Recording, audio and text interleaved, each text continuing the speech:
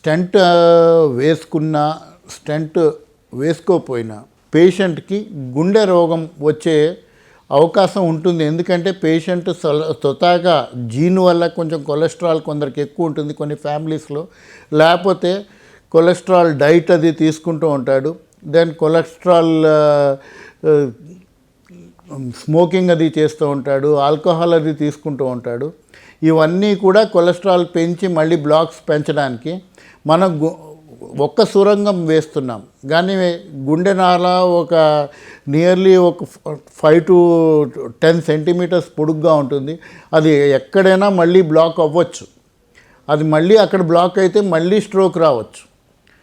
ఇది ఎప్పుడంటే నేను స్టంట్ వేయించుకున్నాను కదా అండి, ఏది పడితే అది తిని మందుల ఆహారం కంట్రోల్ లేకుండా మందులు సరిగా వేసుకోకుండా మళ్ళీ ఆల్కహాల్ స్మోకింగ్ మొదలెడితే మళ్ళీ రక్తనాళ పాడయ్యే అవకాశం ఉంటుంది.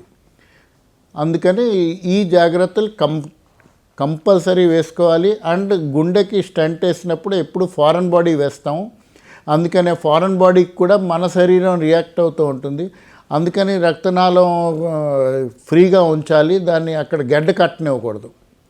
గడ్డ కట్టకుండా మెడికేషన్ వాడాలి, కంపల్సరీ అవి మెడికేషన్ వాడాలి. అది తగ్గిపోతే మళ్ళీ బ్లాక్ అయ్యే ఛాన్సెస్ ఉంటాయి.